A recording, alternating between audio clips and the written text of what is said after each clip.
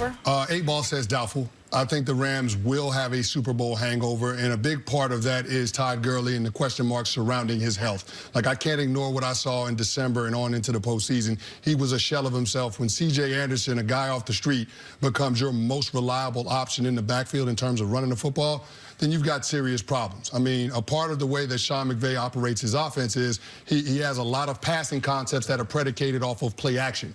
I mean, that's why Jared Goff is under center as much as he is. And when you don't have the threat of having a dynamic running back like Todd Gurley in the backfield, that hurts your team's chances of being able to get back to the big game. The other part about this that's important to note is the fact that a lot of teams in the National Football League haven't been able to do it. You're only talking about 2 teams that have been able to come off of a Super Bowl loss and then come back the very next season and win the Super Bowl.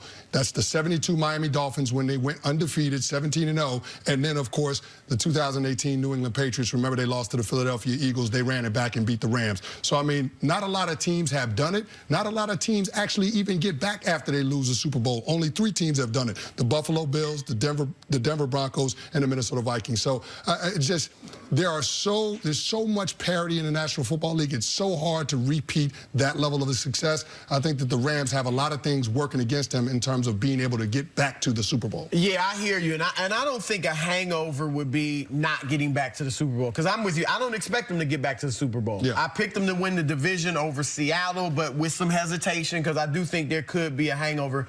But I think if they make the playoffs, and obviously they're not going to be satisfied with it, but if they make the playoffs, have a decent season, that to me would say there was not a hangover. A hangover to me is missing the playoffs. And that's when you have to question, okay, where's this team going in the future? Now, there are 2 things, despite my reservations, two individuals that I'm confident in, and obviously you got Aaron Donald on the defense anchoring that.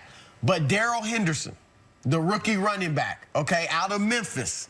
Now, we've talked about Tony Pollard and all that. Tony Pollard averaged less than 6 carries a game last year at Memphis. Why? Because of Darrell Henderson. Darrell Henderson was the bell cow with Memphis. They drafted him in the 3rd round. Obviously, they understand they got some question marks with Gurley.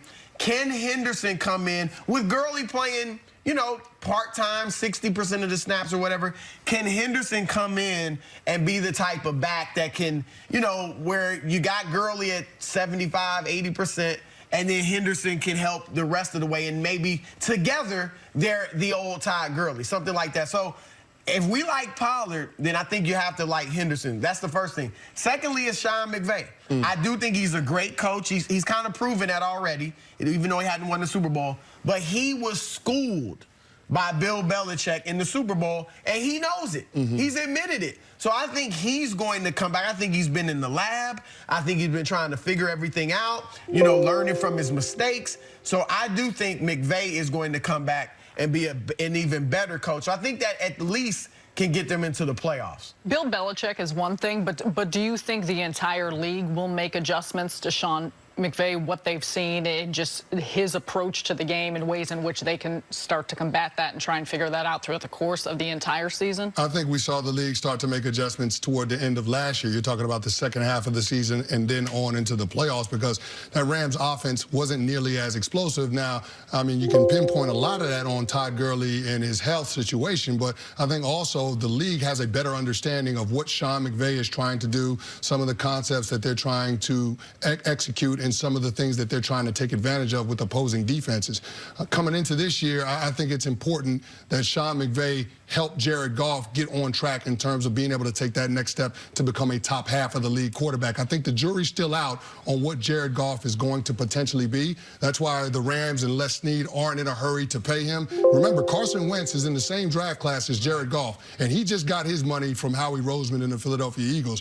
I think that the Rams are taking a wait-and-see approach with Jared Goff, just because I think they want to find out whether or not he's a guy that's capable of elevating the play of everybody around him. Now, I think that Sean McVay can help him and add a little more variety to that offense. They spend a lot of their time in 11 personnel. That's 1 running back, 1 tight end, and 3 wide receivers. I think they need to change it up, give the defense more variation in terms of personnel groupings and formations. That'll hold those guys a little bit off balance and make things a little bit easier for Jared Goff. They've got to try to figure out a way to give Jared Goff more answers in real time. Another one of those things that we saw late in the season, defenses disguising their looks.